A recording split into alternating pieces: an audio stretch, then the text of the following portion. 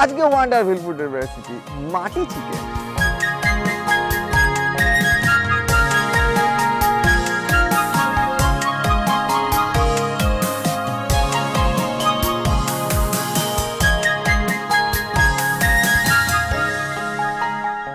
রেসিপির নাম মাটি চিকেন।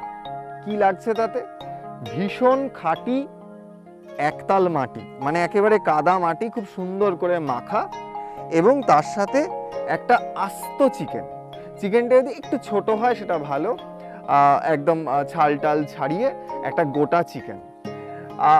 তার সাথে যেটা লাগবে অবশ্যই নুন, হলুদ, সামান্য সর্ষের তেল। এছাড়া মশলার মধ্যে যেটা লাগছে একটা বড় গোটা পেঁয়াজ বাটা, 5 থেকে 6 কোয়া রসুন এবং 1 ফালি আদা একসাথে পেস্ট করা। ঝালের মধ্যে আমি রেখেছি 2 ধরনের ঝাল একসাথে মিশিয়ে, মানে হচ্ছে লঙ্কার গুঁড়ো, মানে ট্র্যাডিশনাল লঙ্কার গুঁড়ো, তার সাথে কাশ্মীরি মির্চ একবারে মিশিয়ে নিয়েছি যাতে একটা সুন্দর রং আসে। তার সাথে আবার এক্সট্রা ঝাল যেটা আছে সেটা হচ্ছে গোলমরিচ। ম্যারিনেট করবার জন্য অবশ্যই থাকবে টক দই, একটা গোটা পাতিলেবুর রস, একটু রেখেছি ধনে গুঁড়ো, জিরে গুঁড়ো কিন্তু নয়, জিরের একটা আলাদা গন্ধ আছে, গন্ধটা নষ্ট করে দেয়। অবশ্যই ধনে গুঁড়ো, সামান্য গরম মশলার গুঁড়ো। এই হচ্ছে একদম খাঁটি মাটি চিকেনের রেসিপি।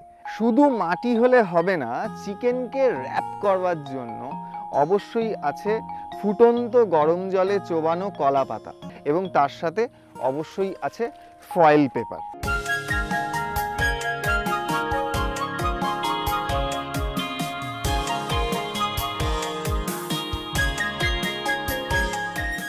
চিকেনকে একদম ফুটো ফুটো করে নিয়েছে, মানে যাতে খুব ভালো করে ম্যারিনেট করা যায়। তারপর যেটা করতে হবে, চিকেনের মশলাটাকে একটা ছোট্ট পাত্রের মধ্যে তৈরি করতে হবে।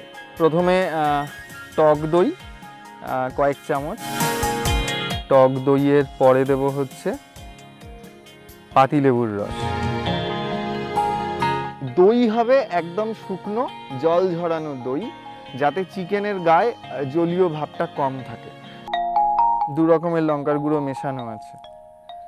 আচ্ছা, এরপর হলুদ, এরপর নুন, তারপর একটু সর্ষের তেল।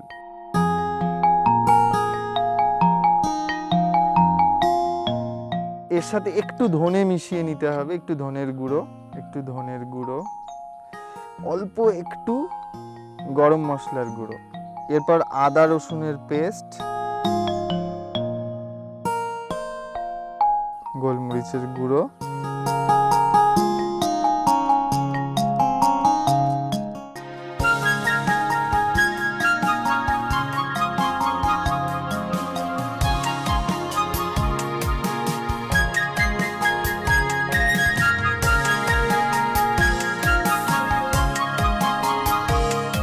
সমস্ত রকম মশলা দিয়ে চিকেনটাকে মেখে নেওয়ার পরে 8 ঘন্টা সময় দিতে হবে চিকেন ম্যারিনেশনের জন্য।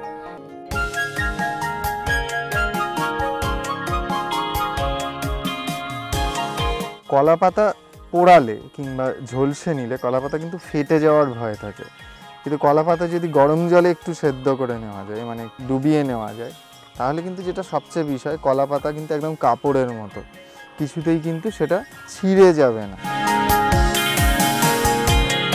মাটি চিকেন কলা পাতার জামা পরে ফেলেছে, এবার দ্বিতীয় জামা, মানে হচ্ছে ফয়েল পেপার র্যাপিং। এই র্যাপিংটা মূলত করা হচ্ছে যাতে মাটি লেগে না যায়।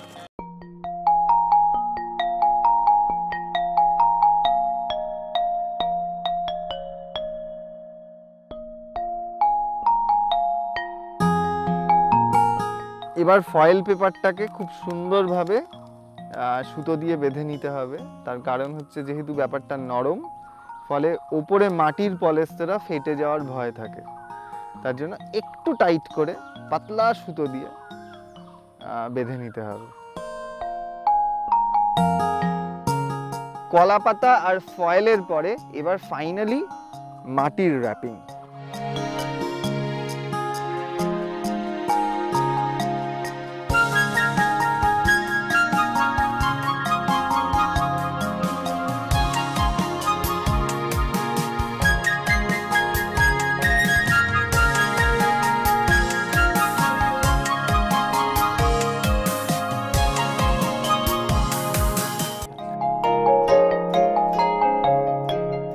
দুটো এরকম ছোট শিক আছে যাতে চিকেন একদম উনুনের মধ্যে না চলে যায়।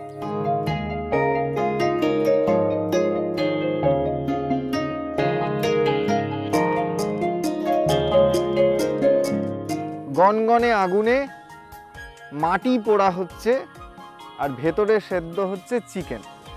অনেক সময় এটাও হতে পারে যদি বড় উনুন হয় তাহলে পুরো মাটিটাকে নিয়ে একদম গনগনে আঁচে কাঠকয়লা তৈরি করে তার মধ্যে কিন্তু বসিয়ে দেওয়া যায়।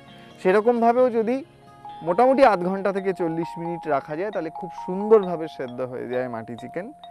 আপাতত আমার এখানে যে উনুন আছে সেটা ছোট, ফলে উনুনের মধ্যে পুরো চিকেনটাকে বসিয়ে দেওয়া যাচ্ছে না, ফলে এপিট ওপিট করে মাটিটাকে পোড়াতে হবে। তারপর দেখা যাক চিকেন কতটা তৈরি হয়। আমি এরই মধ্যে ঘর থেকে একটা ওই রুটি সেকার জাল নিয়ে এসেছি, যাতে চিকেনের যে মাটির আর একটা দিক খুব ভালোভাবে পোড়ানো যায়। মাটির ভেতরে চিকেন সেদ্ধ হচ্ছে আর ভীষণ গরমে আমি খানিকটা সেদ্ধ তো হচ্ছি। ঠিক আধ ঘন্টা হয়ে গেছে, তার মানে মাটি পুড়ে ফুটি ফাটা। আশা করা যাচ্ছে আমার চিকেন রেডি। দেখা যাক কি হয়েছে।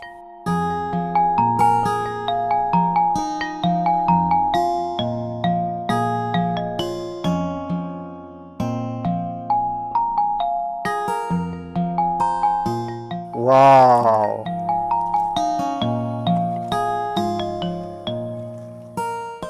এই হলো মাটি চিকেন। ঠিক এমনটাই হয়,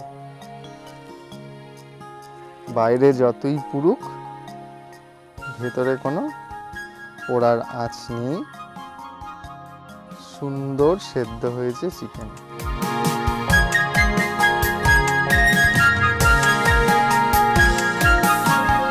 এতক্ষণ গরমে কষ্ট পেলাম, আগে নিজে একটু খেয়ে দেখি।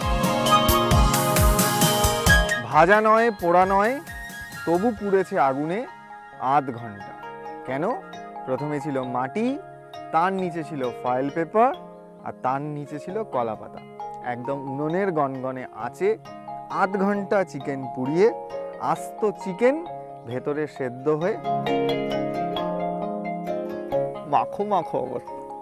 মোটামুটি ইনডাইরেক্ট আঁচে তো আমিও পুড়েছি, সেই পোড়াটা জুড়িয়ে গেল এরকম 1 চামচ মাটি চিকেন খেয়ে।